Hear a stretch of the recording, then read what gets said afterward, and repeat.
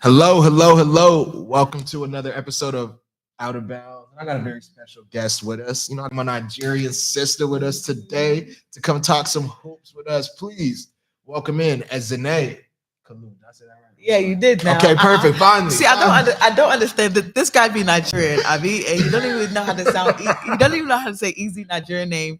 Is Ezinne, or for the Americans, it's Ezinne. Hi, thanks so much for having me. Appreciate you. Even though you had to bake me real quick, it's okay. I'll take it. I need a little help with my Nigerian accent. How are you feeling today, though? I'm feeling good. I'm super happy to be here. A little nervous. Don't be nervous. Yeah, I've always been like outside of media stuff, I've always been super open to talking to people.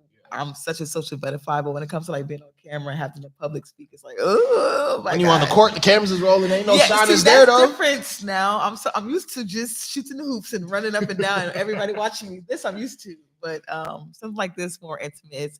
It gets me a little nervous, but I'm here for it. I'll take it You easy. making I'll take it to, like, easy on unwind. you. Yeah. Perfect. So let's start with your basketball career because you kind of had a unique journey. You went from Science Park High School in New Jersey to Savannah State and then to international basketball. What did you learn about your time at Savannah State? Wow. Honestly, I grew a lot at Savannah State, especially being 13 hours away from home.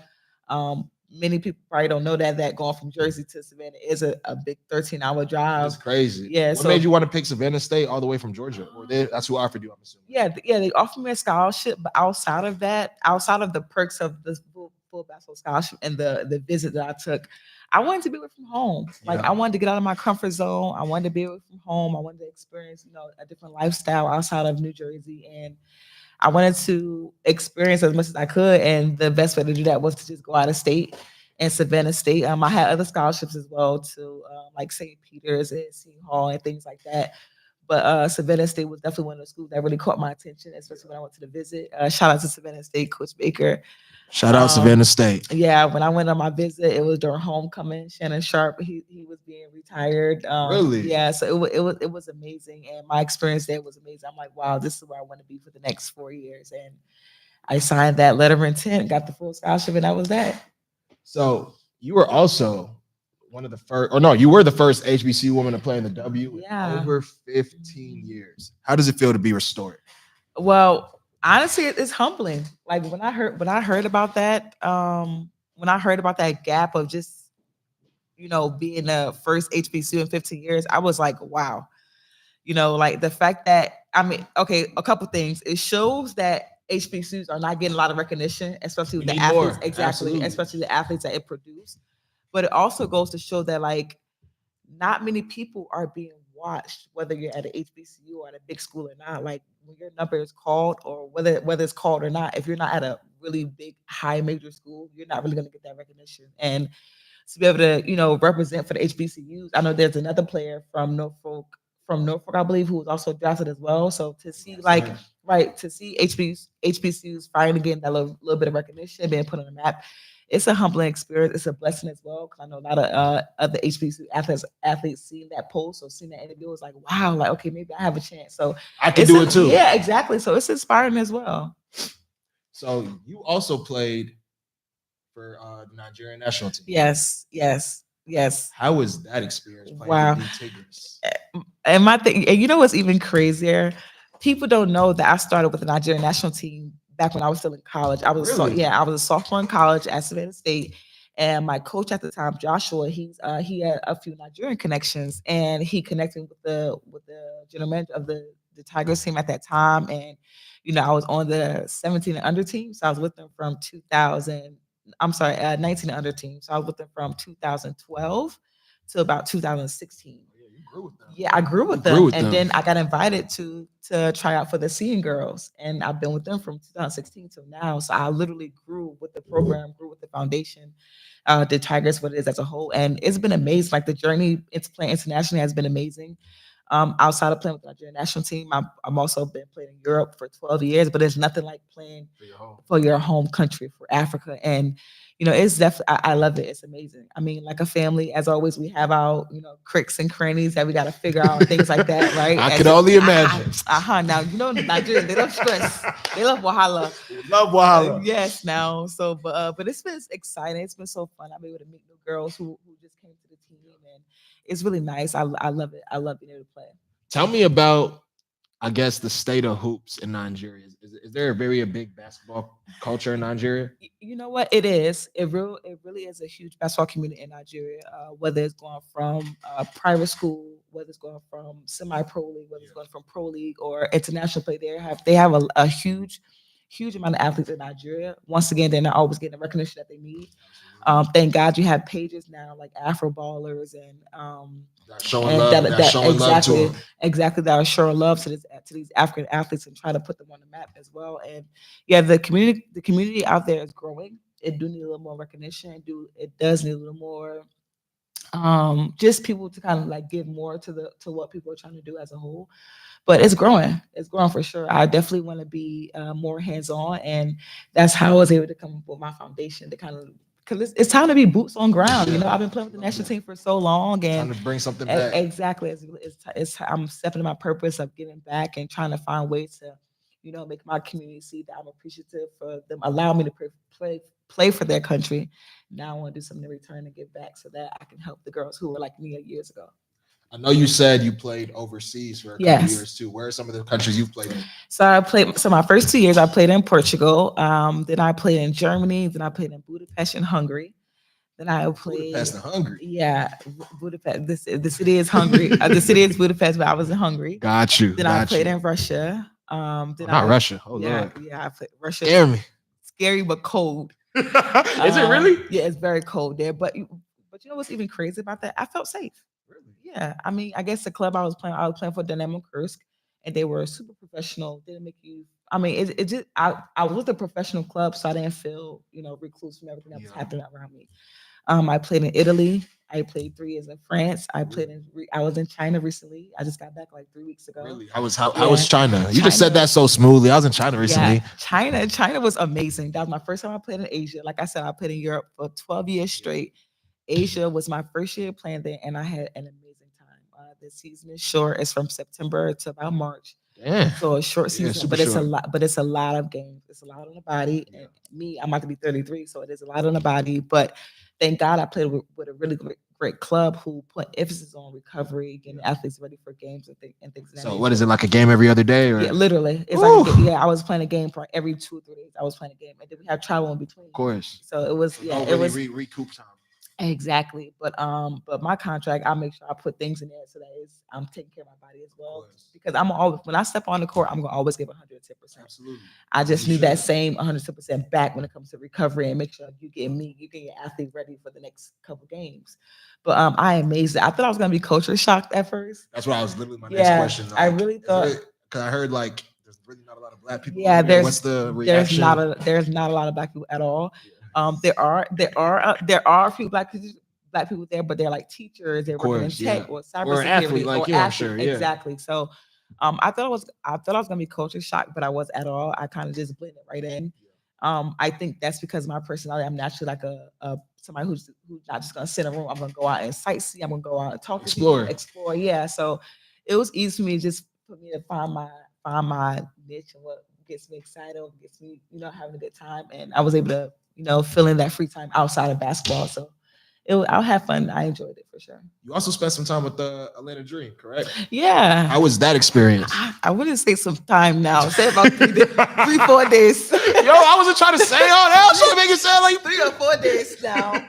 But no, playing with the Dream. Wow, that was when I got the call. How did the situation happen? Honestly, everything happened and unfolded so very quickly. Yeah.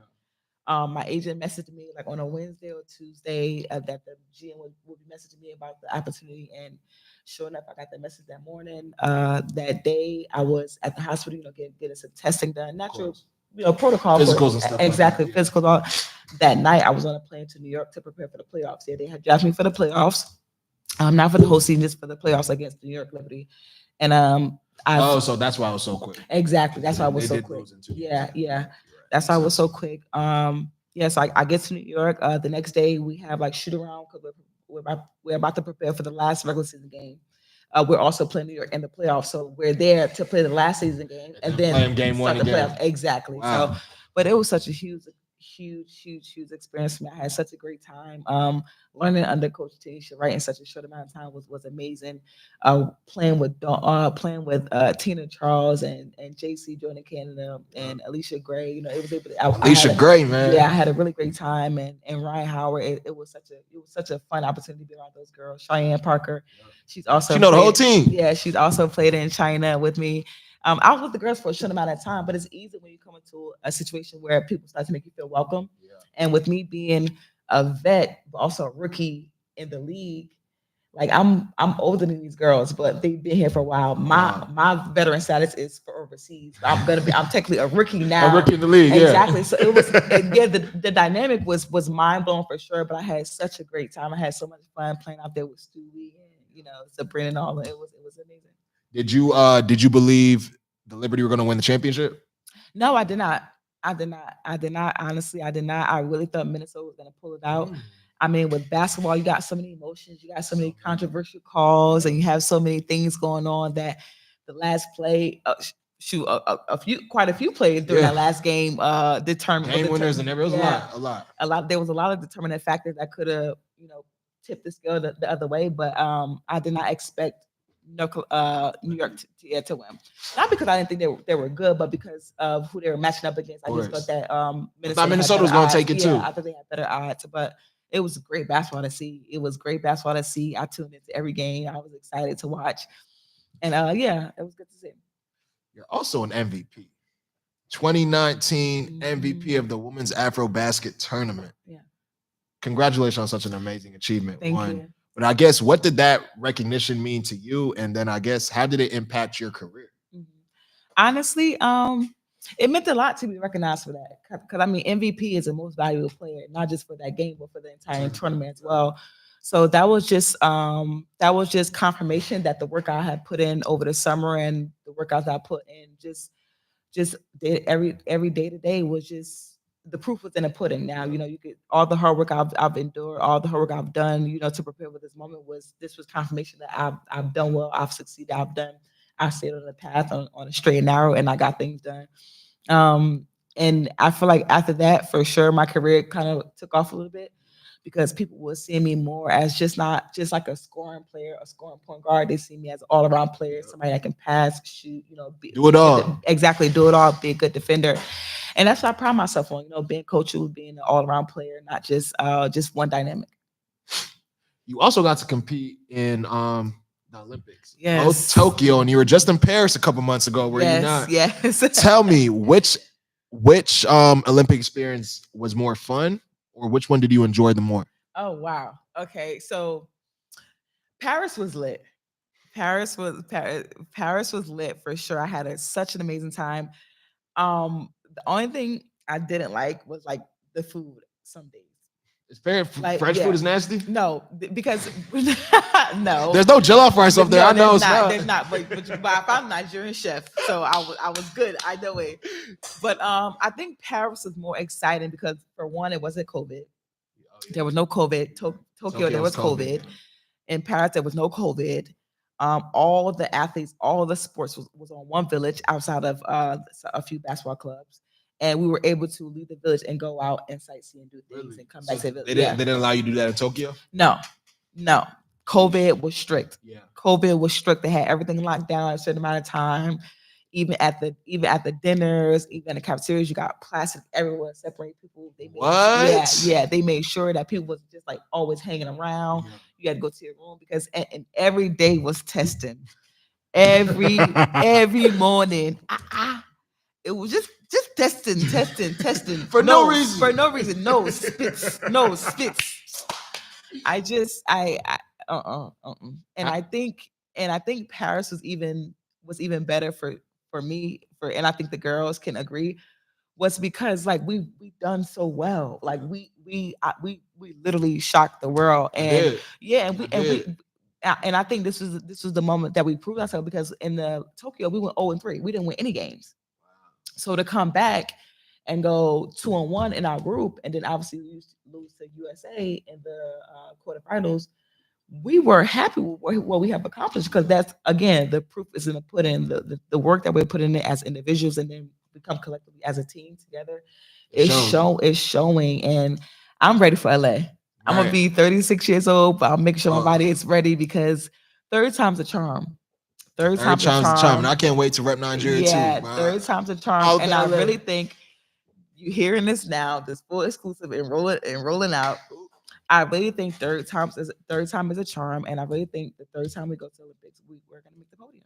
I Love really it. believe that. So hey, she's calling it now. They meddling. They meddling in 2028. I love to hear I it. really believe that. I love to hear it. So, what about being an athlete is kind of hard? What about being an athlete? A lot of people don't see. Um, Y'all get the glitz and glamour. Y'all get the Yeah. endorsement deals, the commercials, get to fly for free, and all this cool stuff. Yeah. But what's the yeah. hard part about being an athlete? I think the hard part for me is trying to find that free time, but not enough free time just for me to rest or get sleep, but for me to enjoy, yeah, a balance to enjoy of what space I'm in. For example, I was in China, right? We didn't practice much, but we practiced a lot, if that makes sense. And I was able to find free time for rest, but also go free time to, like I said, go to different restaurants, go to different markets. I was able to enjoy being China as a whole instead of just being like in the Enjoy the room. country. And I think that's the hardest thing for me personally. I'm sure some athletes can agree. It's just finding that balance of free time. Free time. If I am I using this free time for rest, or am I using this free time to Myself, for enjoy. myself to Yeah. enjoy and just sit in the moment of where I am. And also too, another two things are the hardest for me. The balance can be sometimes. It's also too the preventative maintenance of not getting injured, lasting the whole season. Like yeah, exactly. I'm not injury prone, but because I play hard, because I do give 100% both ends of the floor, I can sometimes be at risk of an injury. Hurting yourself, yeah. Exactly. Whether I hurt myself just by something I did, or maybe another athlete has done it to me. Whether I'm going for you just never know. Like there are freak accidents that happen all the time. Like look at Dame Leonard. Dame Lillard. His A freak Achilles, accident, yeah. right? Freak accident. Non-contact. Exactly. So things like this, I try to make sure I try to prepare for. You just never know what's going to happen. So I think those two are the hardest things. Trying to keep my body prepared for games and after games, and also trying to find that balance. Dope. So one thing, like I said, I'm going to be repping the Tigers hard when they come here, 2028. But y'all know my country about a 4P, right? Like they winner winners. Yeah, you feel me? Like don't play. Like Afro Basket, they're already the 3-time reigning champs right now, and they going back in July for the 4P.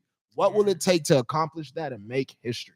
Y'all already made history, but they make even more history. Yeah, I honestly think this is going to be the hardest Afro basket. Wow. Because teams are recruiting now. They're getting other athletes outside of their nationality and naturalizing them. You've heard that before. Of course. Yeah, these teams that get naturalization. They'll get like American and say she's from like Ghana or something. Exactly. They'll get it. Exactly. They can be from anywhere, and they'll naturalize that player so that that player can represent that country. And this is what they got to do to beat Nigeria. Yeah, this what happens. I'm not saying that this is what they got to do, but a lot of teams. I'm not saying that now. No. But I think a lot of teams are recognizing that the game is changing and that they do need help. Whether it's from their own country or whether it's from outside countries. It's going to take a lot of discipline. It's going to take a lot of hard work. It's going to take a lot of grit, and it's going to take a lot of muscle and fight to win, because everybody, when you're at the top, everybody's gunning for that spot. Everybody is tired of seeing Nigeria win. So somebody is obviously going to knock us down. The groups have been released. We're in a group with Rwanda and Mozambique. Both tough teams. Rwanda, I think this will be their fourth appearance for AfroBasket. So they're not really. They haven't always been a part of AfroBasket, but they're starting to build. They're starting to build, and teams like that you want to watch out for, because they want to embarrass someone. They want to prove that they belong here. Exactly. So it's not going to be easy. We're not going to take no game lightly. We're going to come in every game ready to fight, ready to win, and we're going to take it each game at a time. Hopefully, by the time the tournament is over, we'll be the 4th-time champion. Over this 3P, who has been the country to give you guys the most trouble? Senegal, for sure. Really? Senegal, for sure. Because like us, they've been with each other for years. They have great athletes that played in USA as well. And they have an American point guard who I believe they naturalized. And also, too, our old coach is their new coach. Wow. Yeah, so it's gonna be pretty exciting to see. It's definitely gonna be a little bit of. It's gonna get emotional. Yeah, it's definitely gonna be emotional. I wouldn't say it's gonna be animosity, because I mean it's basketball, but it's definitely gonna be some pressure there. Yeah, definitely gonna be some pressure. Definitely gonna be some fun, and I'm looking forward to it. Tell me about your makeup line, Kalu Cosmetics. Yes. Wow, my baby. This is my first baby, actually. I'm in the process of rebranding right now. And the name, like you said, is Kalu Cosmetics.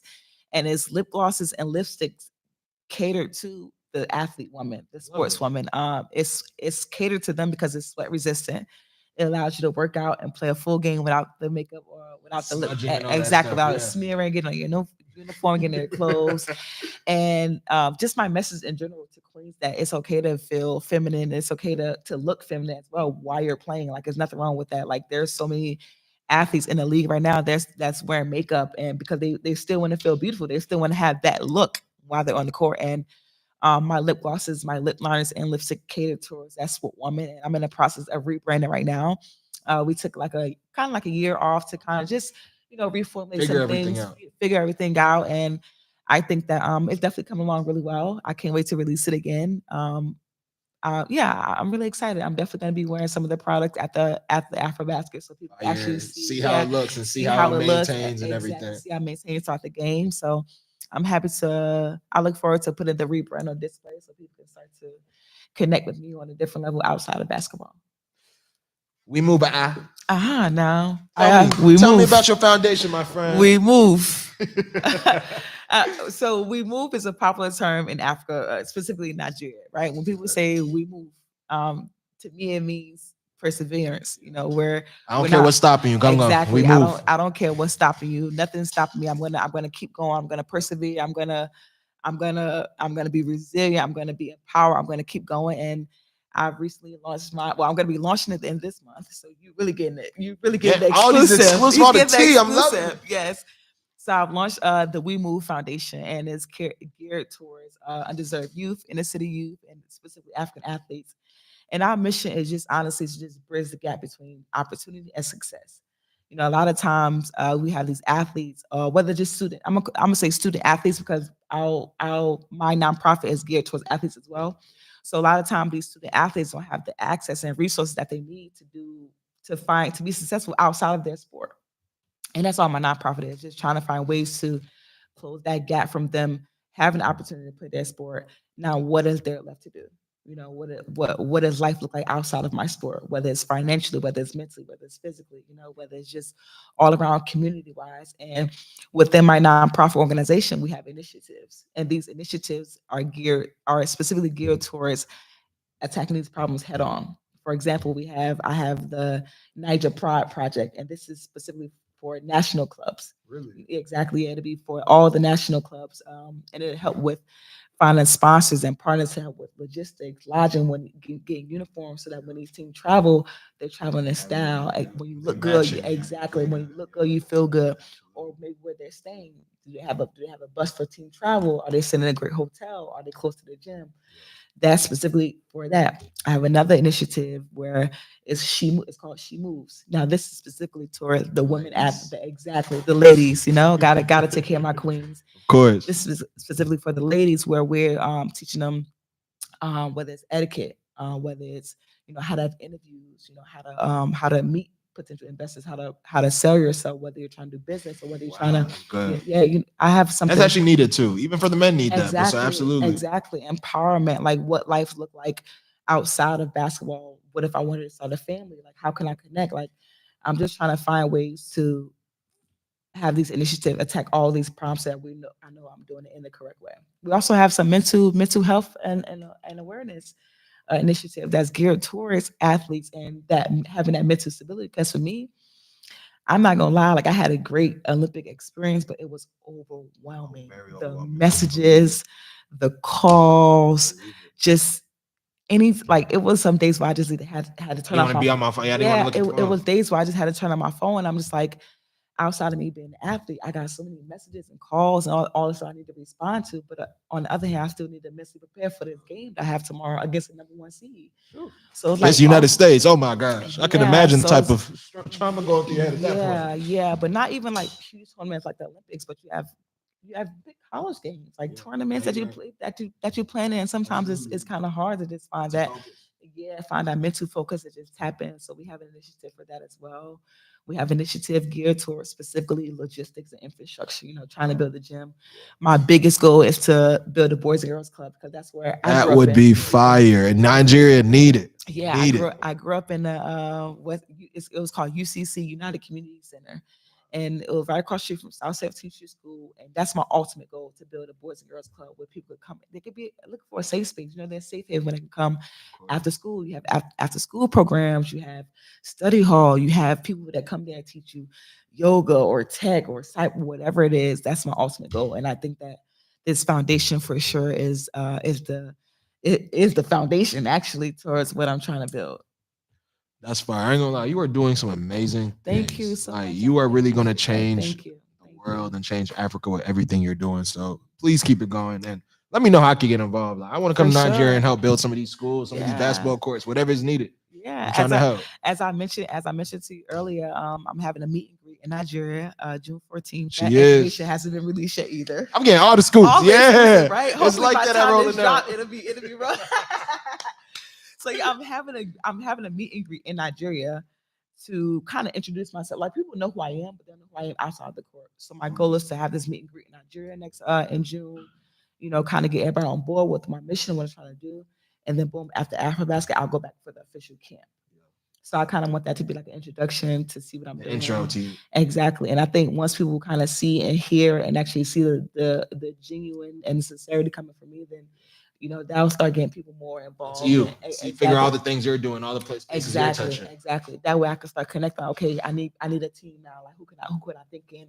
Who do I think in Nigeria can be on ground that can help me? So But the fact that you're already even game planning for this yeah, months yeah, before, for sure, like it's gonna fall in line. for sure. God's gonna make it happen for you. Absolutely. So, I like appreciate that. you said, off the court, who is Ezinne? It's the name now. I'm a Nigerian queen now. What else do I need to be? Hey, that you are. So outside of basketball, I'm a sister. I'm a best friend.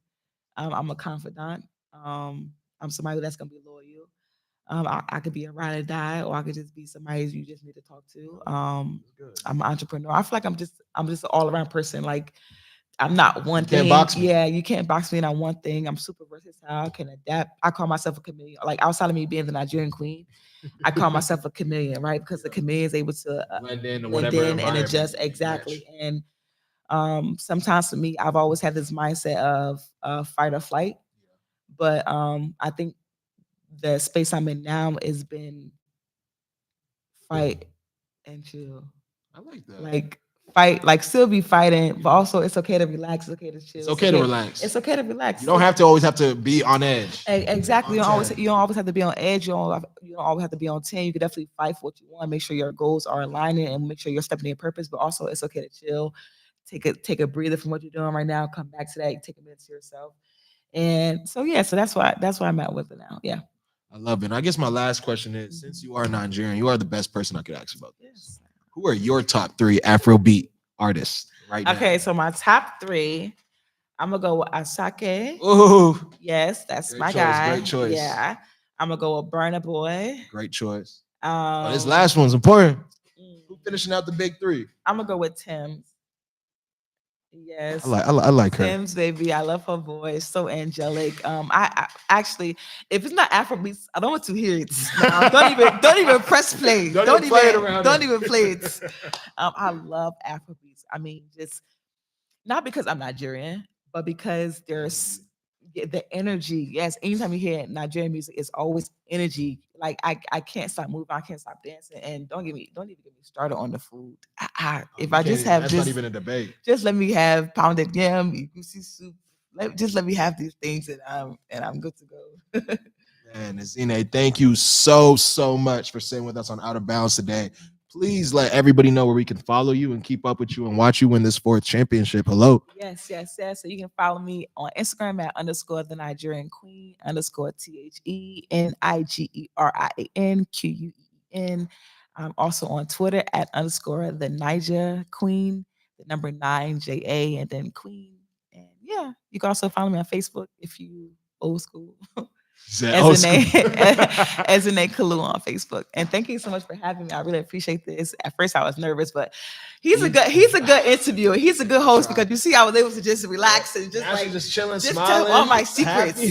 dropping all the jewels. I love it. But thank you so much, Ezinne, for talking with us today, sitting on Out of Bounds. And I'm your host, Watobi, and we are rolling out. Hello.